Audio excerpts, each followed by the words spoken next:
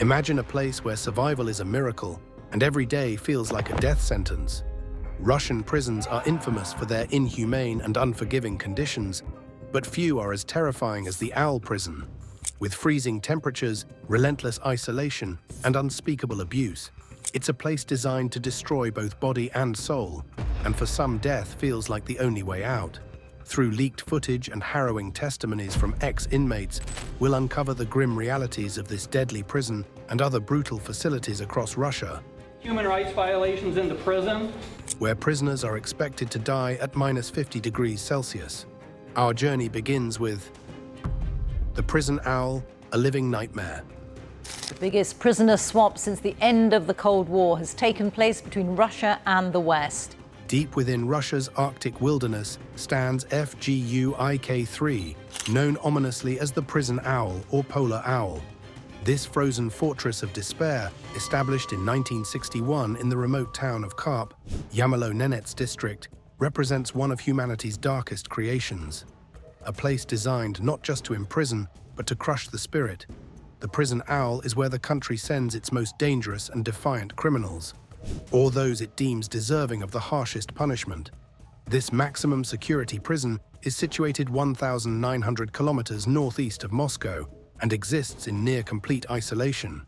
The nearest civilian settlement lies 60 kilometers away, making family visits a rare luxury.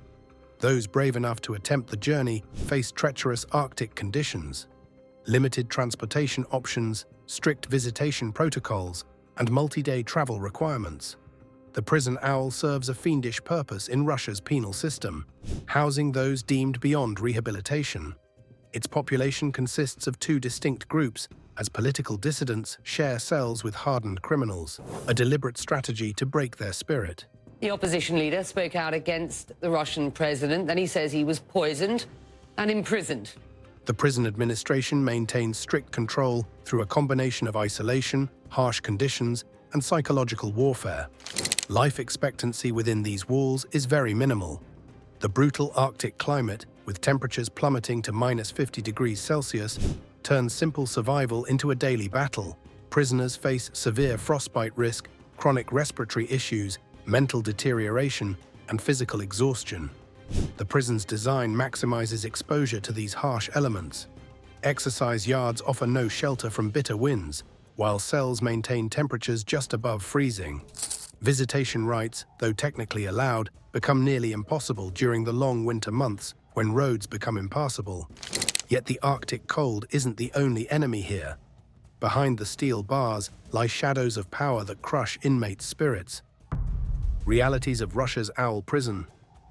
The prison owl is a reminder of Russia's approach to incarceration, a place where punishment extends beyond loss of freedom to become a systematic assault on human dignity. For many inmates, the facility lives up to its reputation as a frozen hell on Earth, where survival often seems more challenging than death itself. The cramped cells, designed for 4 inmates, now house up to 12 prisoners. Bodies press against bodies in these confined spaces, creating a paradoxical environment where overcrowding meets bone-chilling cold. The condensation from breath freezes on walls, forming ice sheets that never fully melt. Basic hygiene remains a distant luxury. Prisoners share a single toilet bucket, emptied once daily. The water supply, when available, often freezes in pipes, leaving inmates without means to wash or maintain basic cleanliness. The disease spreads rapidly through these unsanitary conditions, with skin infections and respiratory illnesses becoming common companions. The prison's food system operates on bare minimums. A typical daily ration includes 300 grams of black bread, 2 bowls of watery soup, a cup of tea substitute, and porridge made from low-quality grains. This insufficient diet leads to severe malnutrition. Prisoners' bodies, already fighting against extreme cold, weaken progressively. Vitamin deficiencies cause teeth to fall out, while immune systems collapse under the combined assault of malnutrition and harsh conditions. The psychological impact proves equally devastating. Prisoners develop a 1,000-yard stare, their minds numbed by the constant battle against cold and hunger. Sleep becomes impossible as bodies shiver uncontrollably through the night. But the true architects of this frozen hell are those tasked with keeping order, the guards. The silent enforcers, guardians or oppressors.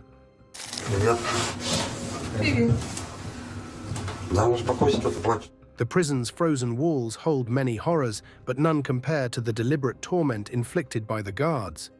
The guards don't just control the prisoners, they turn pain into a weapon and fear into a way of life.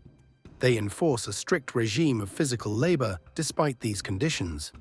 Inmates shovel snow in -50-degree weather, wearing inadequate clothing, their fingers frequently succumbing to frostbite.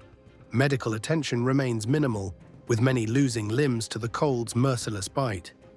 Prisoners' bodies and minds deteriorate rapidly, with many lasting only a few years before succumbing to the brutal conditions. Those who survive emerge forever changed, their bodies bearing the permanent scars of their frozen hell. Russian prison guards have mastered the art of breaking inmates through calculated psychological warfare. The primary weapon in their arsenal is complete sensory deprivation. Prisoners face extended periods in pitch-black isolation cells, stripped of human contact, sound, and visual stimulation. These cells, measuring barely 6 by 8 feet, become mental torture chambers where minutes stretch into eternities. Guards implement a ruthless system of rotating isolation periods. An inmate might spend days in complete darkness and then face sudden exposure to bright lights and deafening noise. This deliberate disruption of circadian rhythms creates profound disorientation, leading to severe psychological trauma. The brutal guards, known as volkodavs, employ specific intimidation tactics like random cell inspections at 3 a.m., forced stress positions for hours, deliberate sleep deprivation through hourly check-ins, and arbitrary punishment for imagined infractions. Former inmates describe a particularly cruel practice called breaking the psyche. Here, guards identify an inmate's greatest fear, often through careful observation or informants, then systematically exploit it. A claustrophobic prisoner might face extended confinement in smaller spaces, while those afraid of the dark endure longer periods without light. This physical violence serves as a calculated tool rather than mere brutality. Guards maintain strict hierarchies through targeted beatings, creating an atmosphere where compliance becomes a survival mechanism. These tactics create a web of psychological control, where the mere presence of a guard triggers intense anxiety among inmates. The legacy of torture, a systematic approach. The main crime committed by the convicts here is murder. Russia's modern prison system bears haunting echoes of Stalin's notorious gulag camps, a dark inheritance that continues to shape inmate treatment across the nation's correctional facilities. The systematic approach to breaking prisoners' spirits remains deeply rooted in these historical practices, creating an environment where human dignity holds little value. The brutal legacy manifests through forced labor programs where prisoners endure exhausting work shifts in harsh conditions, reminiscent of the Gulag's exploitation of inmates for economic gain. Recent investigations reveal disturbing patterns of abuse within Russia's prison system. Human rights organizations document cases of severe beatings, sleep deprivation, and exposure to extreme temperatures. These practices don't merely echo the past, they represent its direct continuation. The system's response to complaints exemplifies its oppressive nature. Inmates who dare to speak out face disappearance into isolation cells. Sometimes they don't return for months. Some never return at all. In these cells, they face denial of medical care, enhanced surveillance, and harassment. Prison authorities maintain power through a carefully crafted system of fear and retribution. Staff members who witness abuse face pressure to maintain silence, creating a closed circle of complicity that perpetuates these practices. This standardization points to institutional knowledge passed down through generations of prison staff, preserving the brutal legacy of the Gulag system in modern times. But if you think this glimpse into Russia's prison system is chilling, it's only the beginning. This lays the foundation for what's to come, a harrowing dive into life inside Russia's most brutal prisons, where the echoes of the past collide with the horrors of the present. Prepare yourself as we unveil the full extent of cruelty and control that defines incarceration in Russia today.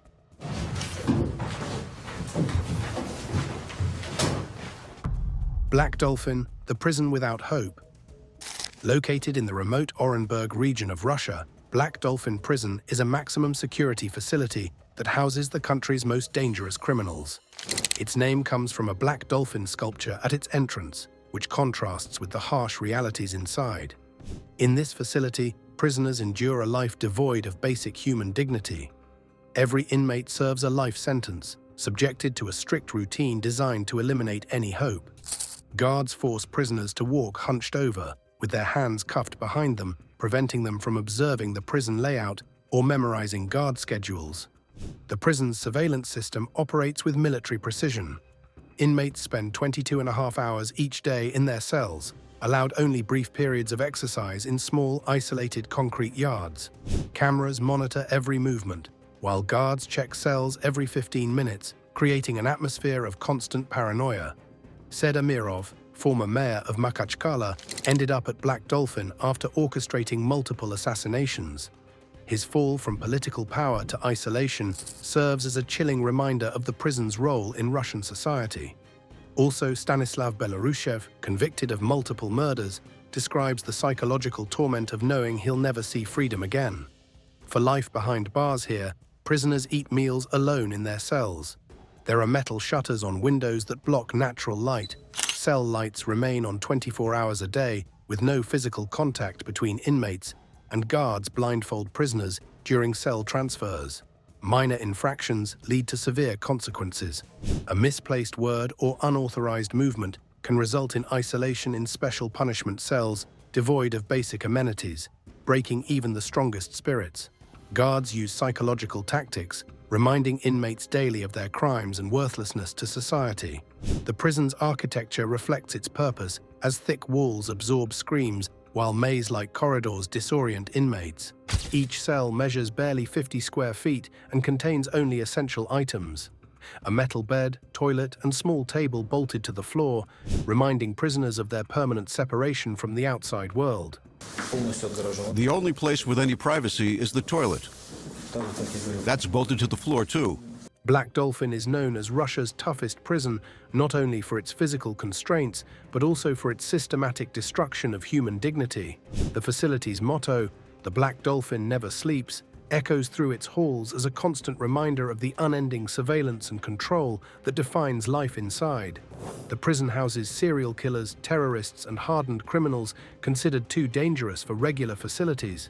However, even these notorious offenders undergo transformation under Black Dolphin's brutal regime. Many describe a gradual erosion of identity as days blend into an endless cycle of isolation and degradation. While Black Dolphin enforces control with silence and separation, Butyrka thrives on noise, violence, and sheer human congestion. Let's step into its haunting walls.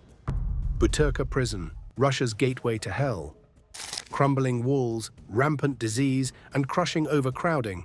Butyrka is not just a prison, it's a nightmare that never ends.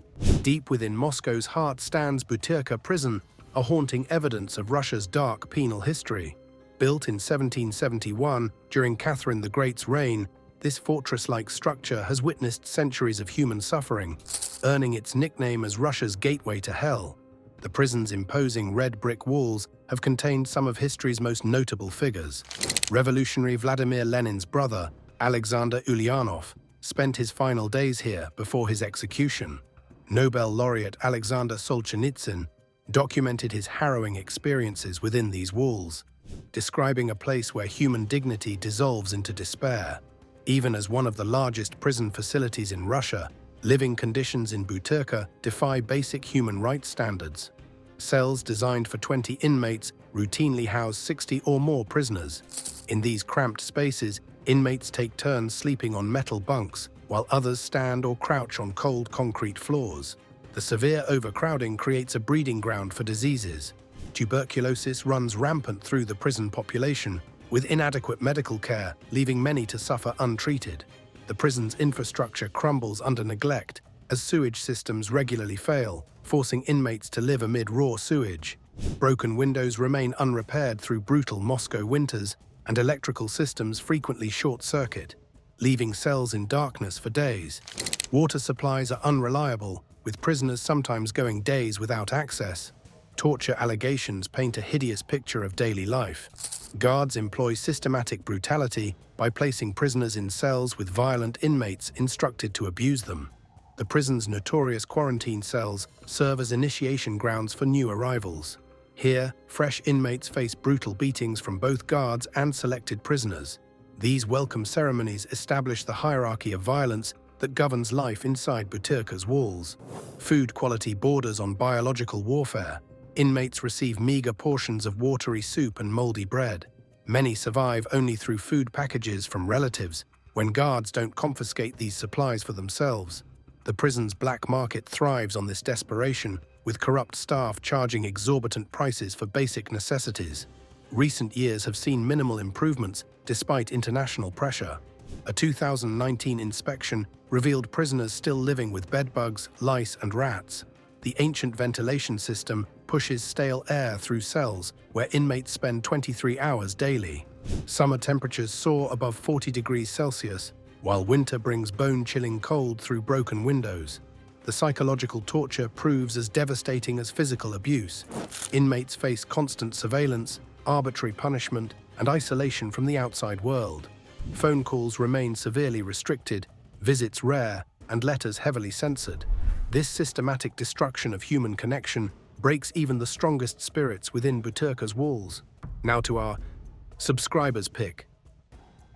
This unsettling image raises more questions than answers. 5 figures, clothed in bright orange, hang suspended, their lifeless forms silhouetted against a bleak, wintry backdrop. Could this represent a chilling tale of justice served in the harshest way imaginable? Russia's Owl prison, rumored for its unrelenting -50 degrees Celsius cold, has sparked countless speculations about its brutal methods. But what crime would warrant such a stern and final punishment? And could this scene be a warning or something else entirely? Let us know. What offense, if any, deserves such a fate? Share your thoughts in the comment section below. As the horrors of this image fade into the distance, Vladimir Central looms larger, a fortress where hope is a forgotten luxury. Vladimir Central, where hope dies. The gates of Vladimir Central don't just lock prisoners in, they shut out every last shred of hope and humanity.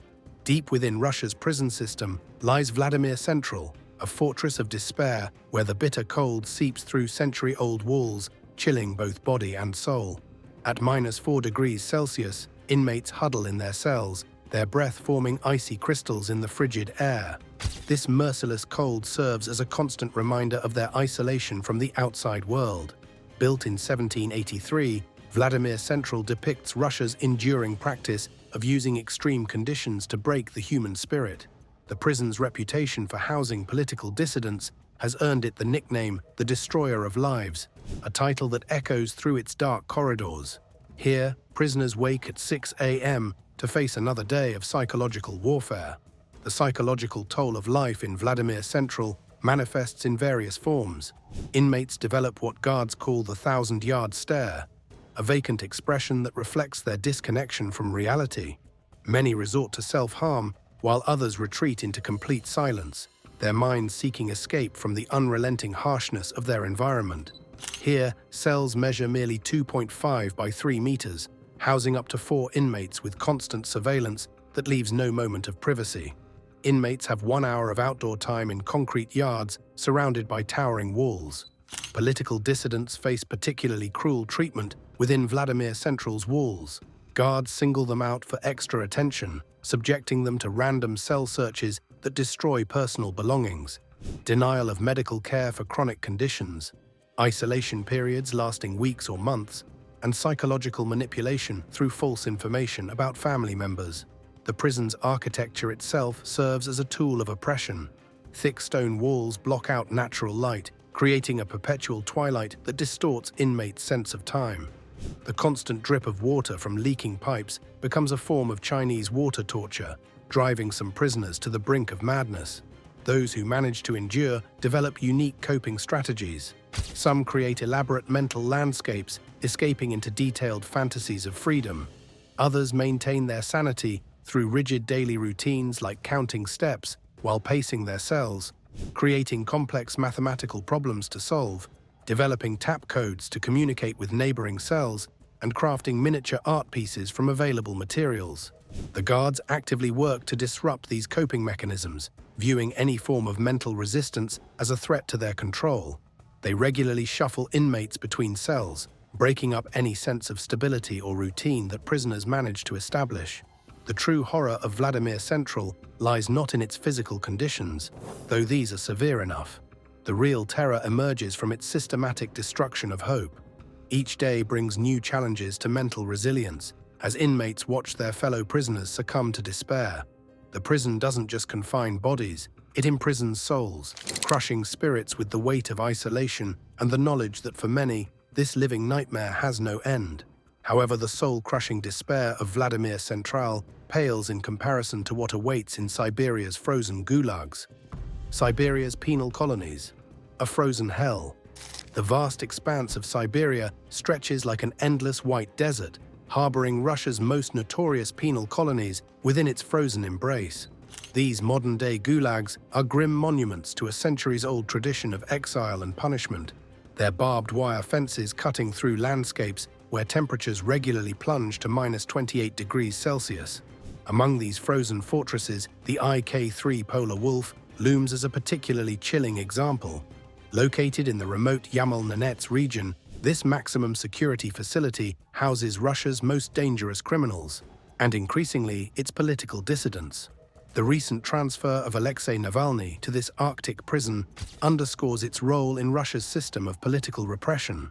And is the new home of jailed opposition politician Alexei Navalny. The daily reality within these colonies mirrors their harsh surroundings.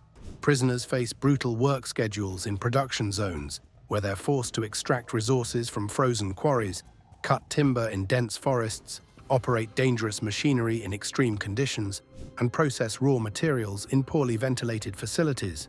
The physical toll of such labor compounds the psychological trauma of isolation.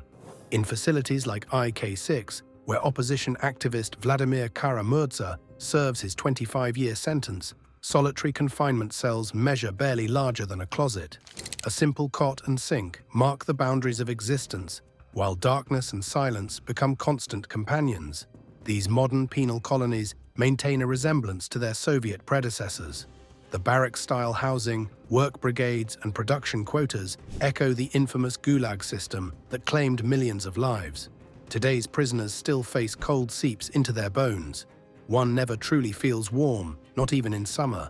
The work never stops, and neither does the watching. The geographical isolation serves a dual purpose, preventing escapes and crushing spirits. Family visits become nearly impossible due to remote locations thousands of kilometers from major cities. Harsh weather conditions limiting travel, expensive journey costs, and complex bureaucratic procedures. Living conditions within these colonies reflect their brutal heritage. Overcrowded barracks house inmates in tight spaces, while inadequate heating systems struggle against Siberia's merciless climate. The disease spreads rapidly through these confined spaces, with tuberculosis remaining a persistent threat. The system's primary goal remains unchanged: to break both body and spirit through a combination of physical hardship and psychological isolation. Each dawn brings new challenges as inmates navigate between freezing work zones and cramped living quarters, their existence defined by the rhythm of labor and the ever-present cold. From frozen quarries to the silent cells of Siberia, the next chapter reveals infamous criminals and the grim daily realities behind bars. Notorious criminals behind bars and daily life behind bars in Russia. Behind the cold steel bars of Russia's most brutal prisons lie some of the country's most dangerous criminals. Vladimir Borisovich Belov, known as the Kemerovo maniac, haunted Siberia throughout the 1990s, claiming 12 lives before his capture. His current residence? The impenetrable walls of Black Dolphin prison, where he serves multiple life sentences in complete isolation. Also, Ilnaz Galyaviev, the Kazan school shooter who murdered 9 people in 2021, to a makeshift monument outside the school in Kazan, where a gunman left at least 9 people dead on Tuesday. Inhabits a different kind of hell within these prison walls. His daily existence consists of strict routines designed to break the human spirit, as his day begins at 4 a.m. every day with harsh wake-up calls accompanied by guard inspections, mandatory cell cleaning regardless of weather or health, and basic hygiene routines under constant surveillance. Russian prisons operate on a complex underground system with cigarettes serving as currency. Food items become precious commodities, and basic necessities transform into valuable trading assets. Escape attempts, though rare, paint a picture of desperation. Alexander Solonik, nicknamed the Superkiller, orchestrated one of the most daring escapes from Matroskaya Tishina prison in 1995, scaling walls using bedsheets. His freedom proved short-lived. He was found dead in Athens 2 years later. Other prison escape attempts have proven futile. However, the consequences of failed escapes bring additional horrors like solitary confinement in freezing cells, reduced food rations, and extended sentences with enhanced restrictions. Prison corruption feeds this cycle of violence. Guards accept bribes to inflict extra punishment on specific inmates or turn blind eyes to internal conflicts. The system perpetuates itself through fear and money, creating an environment where survival depends on navigating complex social hierarchies and understanding unspoken rules. Each day brings new challenges for survival. Prisoners learn to read subtle signs: a guard's mood, shifting alliances between cell blocks, the availability of contraband. These skills become as essential as breathing in an environment where one wrong move can lead to brutal consequences. If you think the daily grind of these prisons is horrific, wait until you hear the chilling accounts from those who've survived the system. Eyewitness report from ex-inmates. The Russian penitentiary system has been enveloped in mystery for a long time, but in recent years, horrifying stories and leaked footage have exposed a culture of systemic abuse, rape, and torture. Former inmates, human rights activists, and investigative journalists have revealed the harsh realities behind bars, detailing how prisoners are dehumanized and subjected to atrocities often sanctioned by prison authorities. The Saratov prison hospital in southwest Russia gained international infamy in 2021 when leaked footage revealed unspeakable acts of violence against inmates. Alexei Makarov, a former inmate, spoke out about his experiences, describing how he was systematically raped and tortured during his incarceration. Diagnosed with tuberculosis, Makarov hoped for medical treatment, but instead found himself in a nightmare. For 10 minutes they beat me, ripped my clothes, and for, let's say, the next 2 hours, they raped me every other minute with mop handles. When I fainted, they would splash me with cold water and throw me back onto the table, Makarov recounted. He also revealed that the abuse was videotaped, creating a tool for blackmail and humiliation. High-profile leaks of such footage forced the Russian government to acknowledge these practices, yet change remains elusive. Activists like Vladimir Osechkin from gulagu.net have highlighted how prison authorities orchestrate these abuses by using other inmates, referred to as pressovshiki, to carry out the tortures. The leaked videos show organized and systematic abuse. Sergei Savelyev, a former inmate who worked in the prison's security department, played a critical role in exposing the torture. Tasked with cataloging footage from body cams worn by prison staff, Savelyev smuggled out videos documenting humiliations, rapes, and beatings. To simply walk past and do nothing is to recognize it as normal, he explained. Inmates carrying out the abuse, often serving long sentences for violent crimes, were motivated by promises of better treatment and privileges from the authorities. Osechkin noted the chilling efficiency of the torturers. They are giving signs to each other, acting in silent concert, understanding each other even without words, because they are following a well-established system. Despite these revelations, meaningful reform has been limited. In some cases, prison officials were arrested, but sentences were often light and systemic issues persisted. In the spring of 2020, after a riot at Prison 15 in Angarsk, Siberia, hundreds of inmates were subjected to systematic torture. Denis Pokusayev, serving a 3-year sentence for fraud, described how the abuse was relentless. They told me, "Do you think we care whether you are guilty or not? You came from a riot, so you are going to be held accountable for that." For almost 3 months, except on weekends, Pokusayev endured daily abuse. He described staff laughing and eating fruit as prisoners were raped and tortured. Human rights activists estimate that at least 350 prisoners were tortured in the aftermath of the Angarsk riot. However, only a handful of legal cases have moved forward, and the chances of meaningful accountability remain slim. Pokusayev, determined to seek justice, shared, "I come to a forest next to our house almost every day, and I scream obscenities, shout this all out to avoid keeping it inside me." Limited reforms and continued impunity. President Vladimir Putin has promised reforms, but actions have fallen short. In 2018, after leaked footage showed guards beating prisoners in Yaroslavl, 11 employees received minimal sentences, and their superiors were acquitted. Similarly, in the Saratov case, a few arrests were made, but systemic change remains elusive. Lawyer Yulia Chvanova, who represents victims of torture, explains that the root of the problem lies in the authorities' obsession with obtaining confessions. "Confessions are put first and foremost," she said. "This focus drives the pervasive use of torture, with officials turning a blind eye or directly orchestrating abuses. Despite the dangers, some victims and activists are speaking out. Sergei Savelyev sought asylum in France, where he continues to raise awareness about the horrors he witnessed. Lawyers like Chvanova are fighting for justice, though the road is fraught with challenges. Pokusayev's determination to testify against his abusers and expose the broken system exemplifies the resilience of those who have suffered unimaginable horrors. Alexei Navalny, before his death, documented systematic abuse through his legal team. Former guard-turned-whistleblower Sergei Savelyev smuggled out footage showing widespread torture, facing persecution for his actions. The path to reform remains blocked by powerful forces benefiting from the status quo. Each exposed abuse, each documented violation, and each brave voice speaking out represents a small crack in the foundation of this brutal system. Yet without significant international pressure and internal political will, these cracks may never grow large enough to bring about meaningful change. The abuse within Russia's prisons is not just a human rights crisis, but a glaring indictment of a justice system that prioritizes control and fear over accountability and reform. Until the voices of victims are heard and systemic changes are implemented, these abuses will remain a stain on Russia's conscience. Thanks for watching. See you in the next one.